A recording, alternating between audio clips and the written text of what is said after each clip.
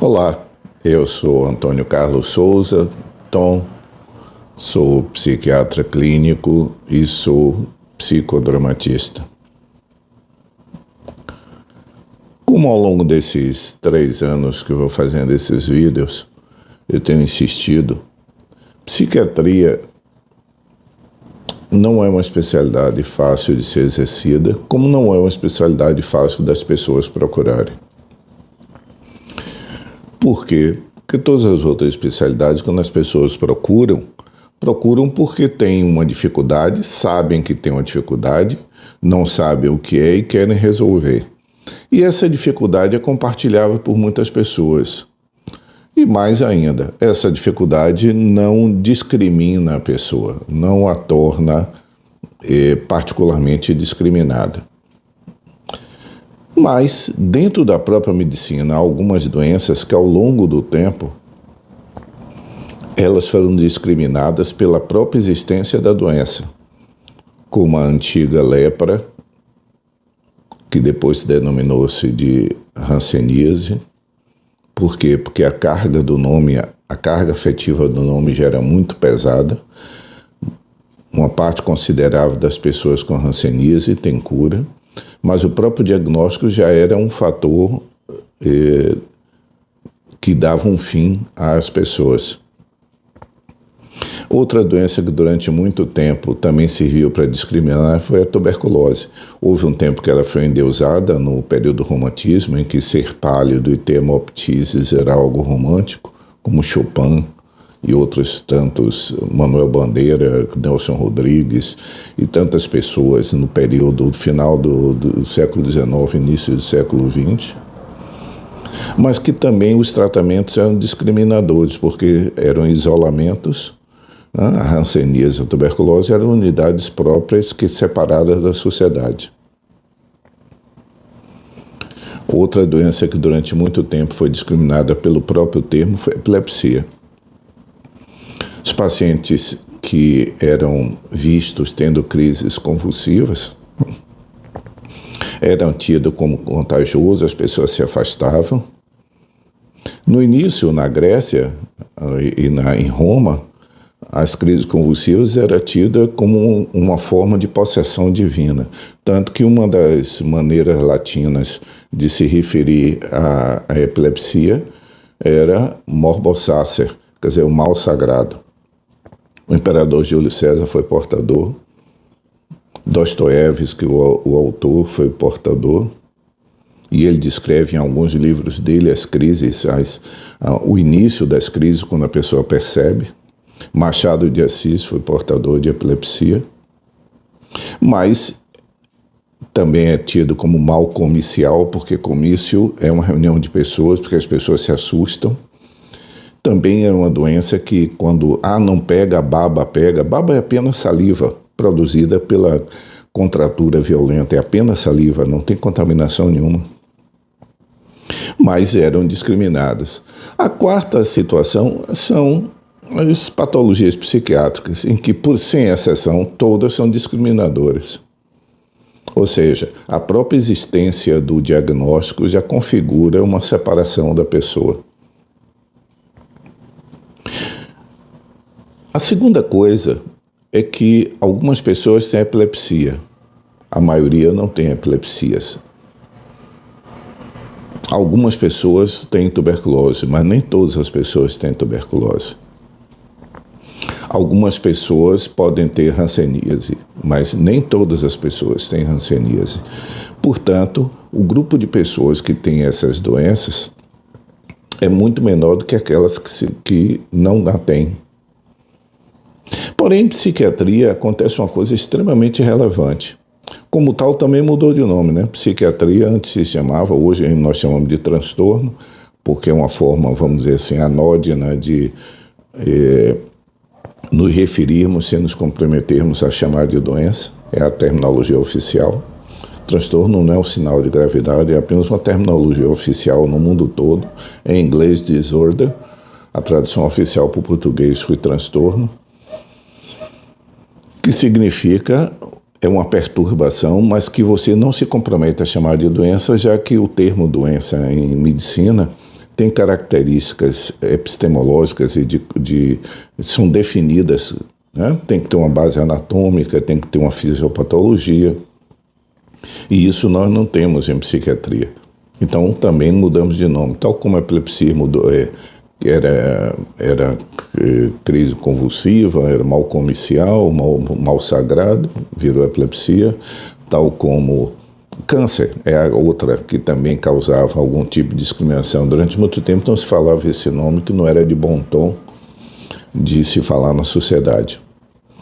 Mas voltando para a psiquiatria, todas essas doenças acometem um número considerável de pessoas, mas absolutamente não a totalidade das pessoas. Portanto, fica um pouco mais fácil para as pessoas fazerem essa separação, os que têm e os que não têm. Porém, em psiquiatria é um detalhe curioso. Todas as nossas patologias são acentuações de quadros normais. Vamos pegar uma patologia totalmente orgânica, os quadros demenciais degenerativos, tal como demência de Alzheimer. É uma alteração degenerativa que promove uma redução considerável da memória e de outras funções cognitivas. Sempre as duas coisas. Memória e outras funções cognitivas. Porém, o que é a demência? É uma acentuação de algo que todas as pessoas vivenciam, que é esquecer coisas. O esquecimento faz parte da vida comum, enquanto que os quadros demenciais são uma acentuação patológica disso. Se nós pegarmos o transtorno de humor, o transtorno bipolar, a fase eufórica, chamada de mania, e a fase depressiva, esses dois polos são acentuações patológicas de estados de humor naturais, alegria e tristeza. São formas, vamos dizer assim, patologizadas de estados normais. Se nós pegarmos qualquer outra situação, e aí nós vamos para o principal, a piste de resistência da psiquiatria, que é a ansiedade. Né? Por quê? Porque todos os seres humanos têm ansiedade em situações específicas.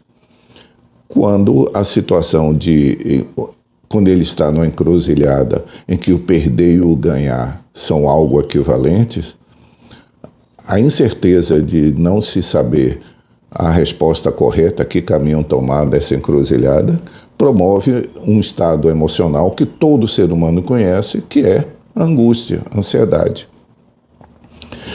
Mas nós tratamos isso em psiquiatria como, por exemplo, o transtorno de ansiedade generalizada. Qual a diferença, então? A intensidade, desproporcionalidade e a inadequação.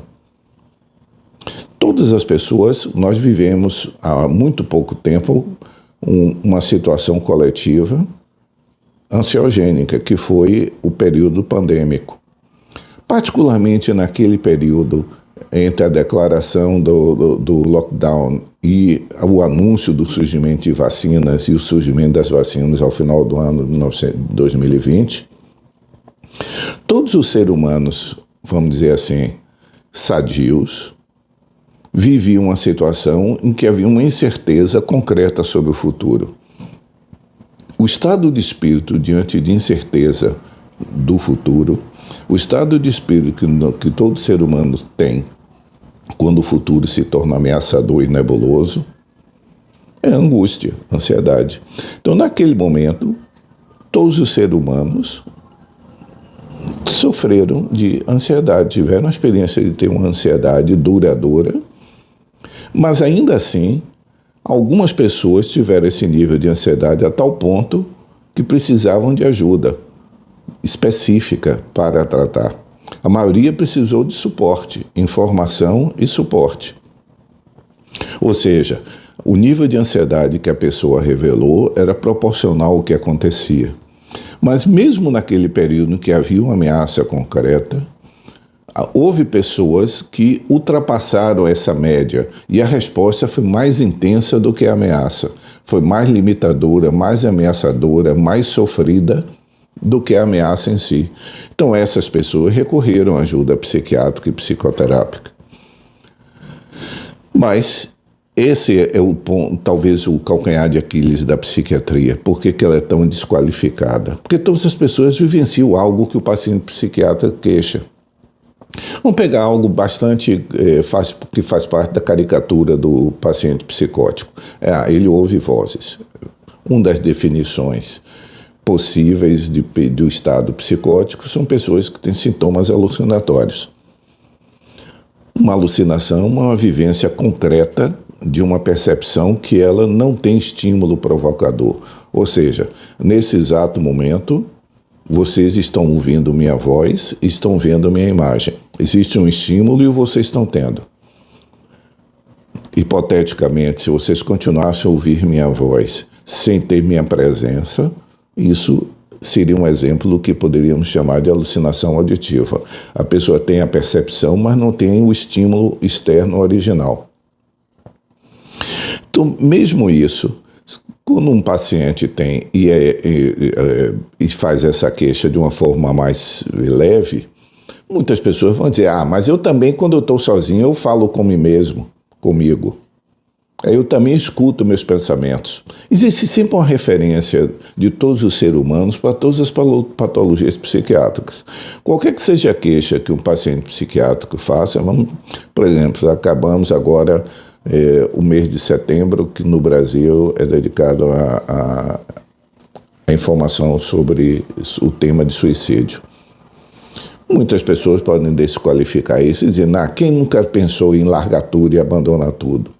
Bom, essa ideia passar fugazmente pela vida de uma pessoa em situações específicas é bastante possível e humano.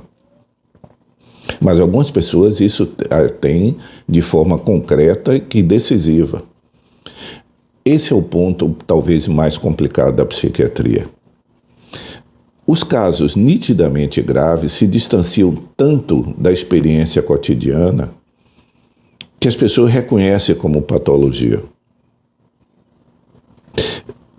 É como aquelas outras doenças que eu me referi, fica muito discrepante do que a pessoa vive.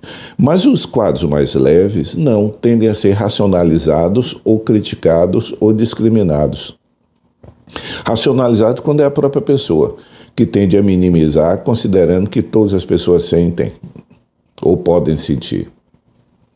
Porque o critério dos quadros mais leves é sempre a proporcionalidade, aliás, de todos os quadros psiquiátricos, é sempre a proporcionalidade e a adequação à circunstância. Quando nós temos um quadro leve, a distância entre o que o ser humano médio sente e aquele que se dirigiu ao psiquiatra é muito menor. Então, essa é a atenção que eu me refiro, é que o quadro psiquiátrico grave, ele, vamos dizer assim, a grosso modo, é autodiagnosticado, ou seja, é reconhecido pelas pessoas como sendo fora do padrão normal. Qualquer um, vamos pegar um TDAH. Uma pessoa com TDAH particularmente acentuado, é tão nítido o lado hiperativo dele ou o lado desatento, ou os dois, que fica nítido desde cedo na vida da criança que essa criança tem uma forma diferente de se relacionar com a atenção e com a motricidade. Mas os quadros mais leves, esses são discriminados. O hiperativo mais leve é aquela criança mal comportada, ou sempre a visão é comportamental. Os quadros de déficit de atenção mais leves são tidos como lerdeza, não se esforça, ou seja, tem sempre uma discriminação. Um quadro depressivo grave é tão nítido que a pessoa, tão patente que ela está mal, que os outros já dão esse desconto. Mas um quadro depressivo leve, nem para a própria pessoa é relevante como depressivo. Passa apenas, deve ser mesmo, porque minha vida é chata mesmo. Passa por essa racionalização de um sintoma leve que não é reconhecido como tal. Então, o vídeo de hoje se dedica a isso. A existência da psiquiatria ela se torna mais nítida nos quadros em que estão mais perto daquela zona comum da experiência humana. Os outros ficam, às vezes, tão mais distantes que é mais fácil as pessoas reconhecerem. Espero que haja sido útil para vocês isso. Tchau.